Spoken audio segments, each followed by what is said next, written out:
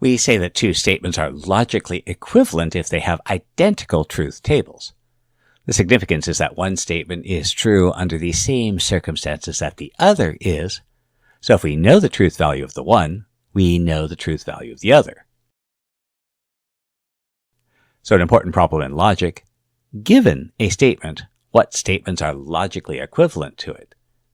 This is actually one of the hardest problems in mathematics, logic, computer science, and a whole bunch of other fields. So instead of trying to solve this one, we'll solve a simpler one. Are two given statements logically equivalent?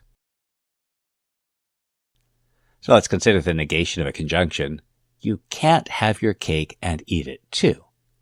Is this the same as you can't have your cake and you can't eat it? Well, let's find out.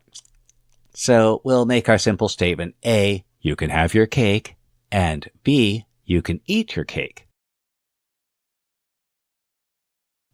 And so our first statement is the negation of A and B. And the second statement is the conjunction of not A and not B. So let's see if they're logically equivalent. There are two simple statements, A and B, so they can either be true or false. So we'll populate our truth table with every possible pairing of the truth values of A and B. Now remember, A and B is true only when both A and B are true, and so we can decide on the truth value of the conjunction.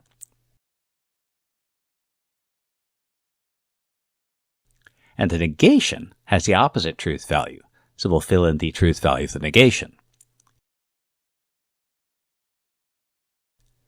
Likewise, the negation of A and the negation of B have the opposite truth values of A and B, so we'll fill in those values.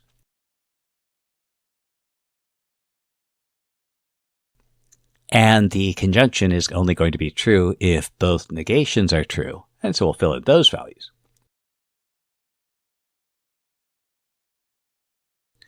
And we see that the negation of A and B and not A and not B could have different truth values for any given set of A and B, and so they are not logically equivalent.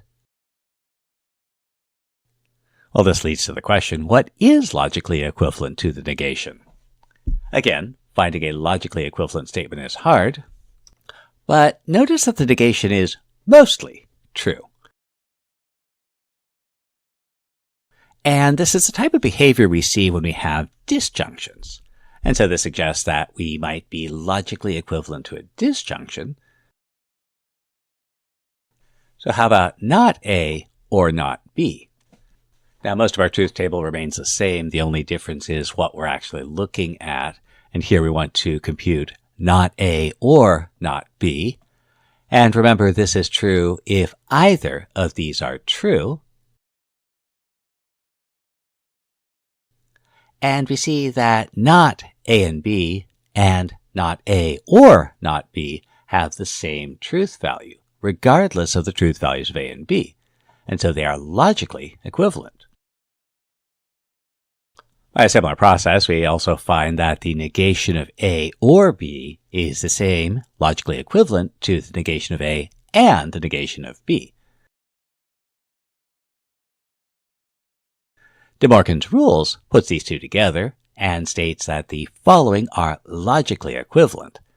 The negation of a conjunction is the disjunction of the negations, and the negation of a disjunction is the conjunction of the negations.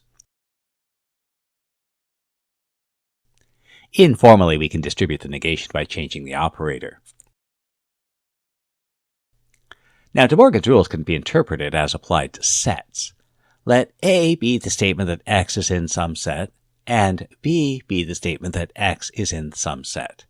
Then, De Morgan's rule says the negation of A and B is the negation of A and negation of B. And now the statement A and B claims that X is in P and also X is in Q. In other words, X is in the intersection P and Q. The negation claims that X is not in P and Q.